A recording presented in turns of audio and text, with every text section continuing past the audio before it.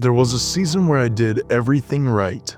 Showed up early, stayed late, carried more than my share. And I still felt like I was losing ground.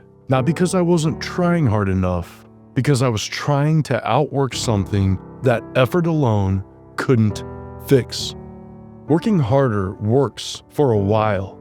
You push more, you do more, you stay later, you carry more than you should, and things move forward.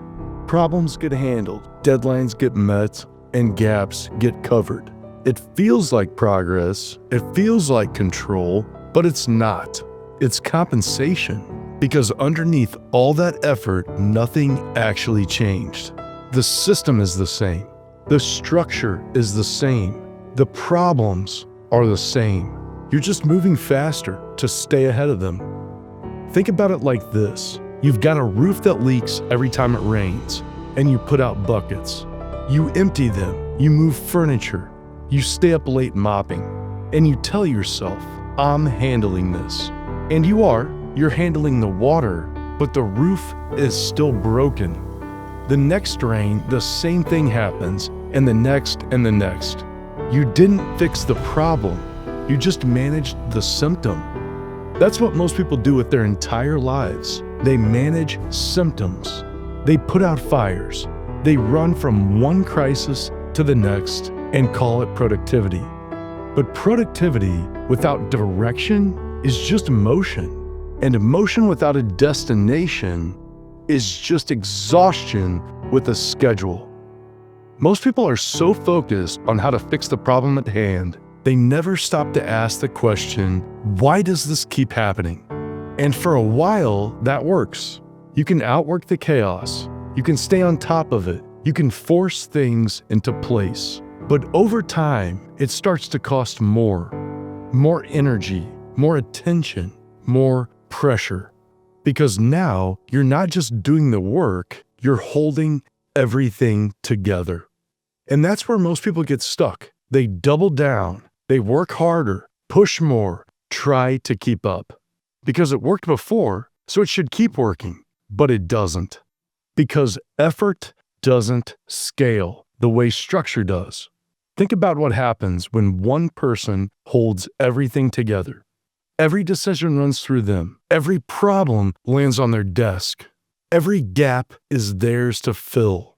They become the load-bearing wall of their own life. And the moment they slow down, everything starts to crack. That's not a strength problem. That's an architecture problem. You were never supposed to carry all of it. You were supposed to build something that carries itself when you step back. But most people never build that because building takes time. And when you're already drowning, time feels like a luxury you don't have. So you keep swimming and the water keeps rising. That's not control, that's pressure. And pressure is not the same as power. So if effort isn't the answer, what is?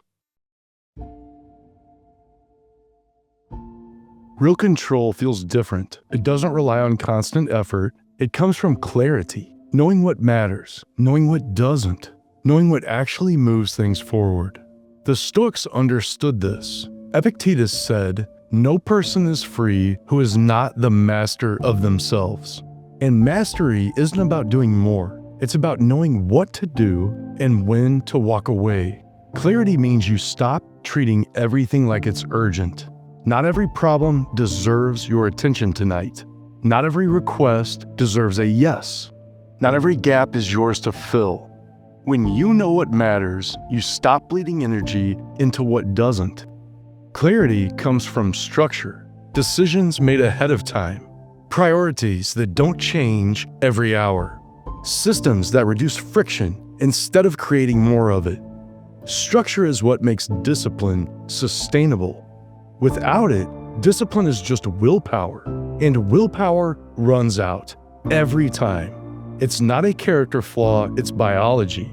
Your brain can only override itself so many times in a day before it defaults to whatever's easiest. But when the decision is already made, when the structure exists, you don't need willpower. You just follow what's already in place. That's the difference between someone who stays consistent and someone who keeps restarting. One builds a path, the other keeps willing themselves to walk through the mud. It also comes from limits. Not doing everything, not saying yes to everything, not carrying what isn't yours to carry. Limits are not weakness. They're the boundary that protects your capacity. When everything is important, nothing is. And that's where chaos grows. Not from lack of effort, but from lack of direction. Most people don't fail because they didn't try hard enough. They fail because they tried everything once. You don't fix chaos by working harder. You fix it by stepping back, looking at what's actually happening. What keeps repeating? What keeps breaking? What keeps pulling your attention? And then changing that, even if it's small, even if it's uncomfortable. Because here's what most people discover when they finally stop and look. The same 3 problems show up every week. The same conversations, the same fires, the same gaps. Not new problems, the same ones. That's not a workload problem, that's a pattern. And patterns don't break by pushing through them. They break by stepping outside of them and asking, what's the one thing I could change that makes all of these smaller? Not 10 things, 1. Because real progress comes from removing problems, not just managing them. The Stoics called this the dichotomy of control. Some things are within your power, some things are not. And the fastest way to lose yourself is to keep fighting for control over things that were never yours to control in the first place. You can't control how people respond to you. You can control whether you've been clear. You can't control every deadline. You can control whether you've built a schedule that accounts for the reality instead of hoping for the best. That's the shift. Not doing more, doing what matters, and removing what doesn't. If this is landing, if you're the kind of person who's been carrying more than you should, this channel is built for you. The work we do here is about steady, intentional growth. Not hype, not noise, just the next right step. And once that starts to happen, things get quieter, cleaner, more controlled.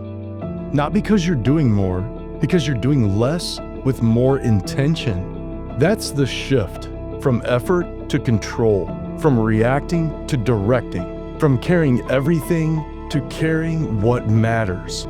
You don't need to work harder. You need to stop working against a system that isn't built to support you and start building one that is. This doesn't happen overnight. You don't restructure your whole life by tomorrow morning. But you can change one thing today, one decision you've been making on the fly. Make it ahead of time. One boundary you've been avoiding, set it. One problem that keeps coming back, find the roof, not the next bucket to catch the rain. Because in the long run, you can't outwork chaos. You can only outgrow it. And outgrowing it means building something that doesn't need you to hold it together every second. Something that runs on structure, on clarity, on limits that protect you instead of pressure that breaks you. That's not giving up. That's growing up. That's not doing less. It's doing what lasts. Hold the line.